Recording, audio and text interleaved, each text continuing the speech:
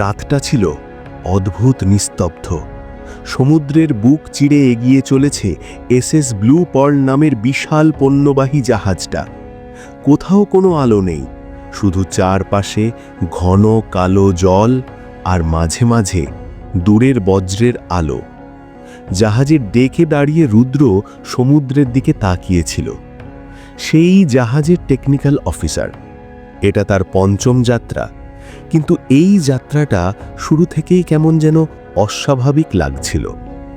যাত্রার প্রথম রাতেই ক্যাপ্টেনের কেবিন থেকে অদ্ভুত একটা আওয়াজ এসেছিল।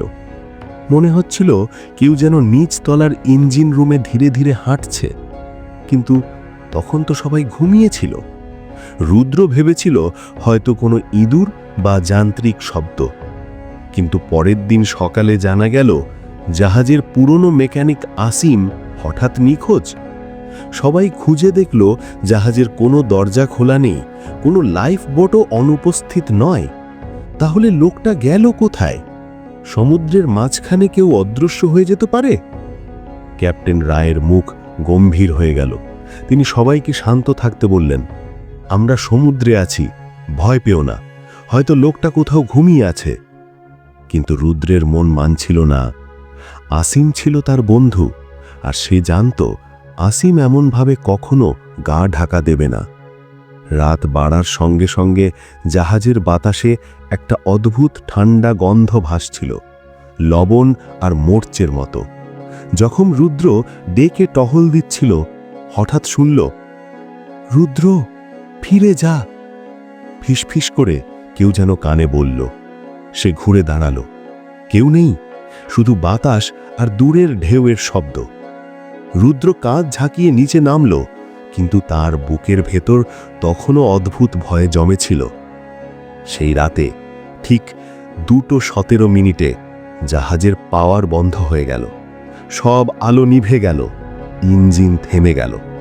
অন্ধকারের মধ্যে শুধু একটাই আলো জ্বলছিল, জাহাজের জরুরি লাল বাতি। ক্যাপ্টেন রায় চেঁচিয়ে উঠলেন, সবাই ইঞ্জিন রুমে যাও, এক্ষুনি। রুদ্র দৌড়ে নামল নিচে। ইঞ্জিন রুমে পৌঁছে দেখে মেঝেতে পানি জমে আছে, আর সেই পানির মধ্যে পড়ে আছে আসিমের ওভারঅল, কিন্তু মানুষটা নেই। হঠাৎ দেয়ালে লাগানো এক্সস্ট ফ্যানটা নিজে নিজে ঘুরতে শুরু করল। যন্ত্রপাতি একটার পর একটা বন্ধ হয়ে গেল, আর তারপরে অন্ধকারের মধ্যে শোনা গেল এক ভয়ঙ্কর হাসি। তোমরা কি ভেবেছিলে আমি চলে গেছি? রুদ্রের শরীর জমে গেল। ওটা ছিল আসিমের কণ্ঠস্বর। সবাই আতঙ্কে ছুটোছুটি করছে, ক্যাপ্টেন ওয়্যারলেসের সাহায্য চাইছে, কিন্তু সিগন্যাল পুরো বন্ধ। মনে হচ্ছিল যেন কেউ বাইরে থেকে সব যোগাযোগ কেটে দিয়েছে। রুদ্র হঠাৎ ইঞ্জিন রুমের দেয়ালে এক অচেনা দাগ দেখতে পেল। দেখতে অনেকটা মানুষের হাতের মতো, কিন্তু মরচে পড়া লোহার রঙে। সে হাত বুলিয়ে দেখতেই হঠাৎ ফ্যানের হাওয়ায় বাতি ঝলকে উঠল, আর সেই মুহূর্তে দেয়ালের দাগটা যেন রক্তে ভিজে উঠল।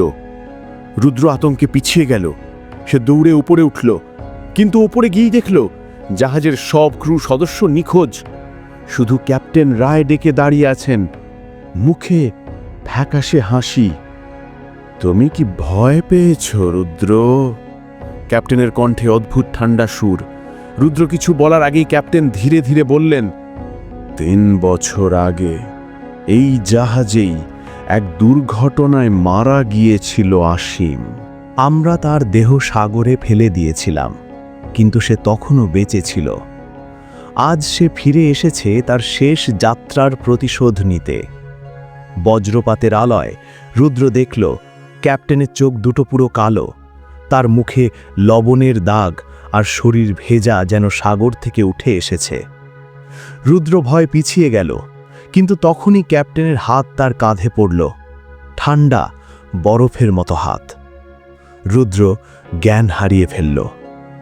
সকালে উপকূলের কাছে একদল জেলে ভাসমান জাহাজটা দেখতে পায়।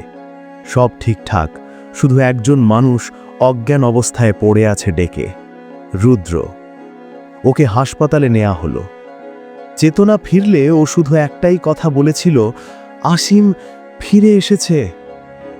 ডাক্তাররা ভেবেছিল ও মানসিকভাবে ভেঙে পড়েছে, কিন্তু রাতে নার্স দেখতে পায় ওর বিছানার পাশে ভেজা জুতোর দাগ আর দেয়ালে লাল রঙে লেখা, শেষ যাত্রা এখনো শেষ হয়নি।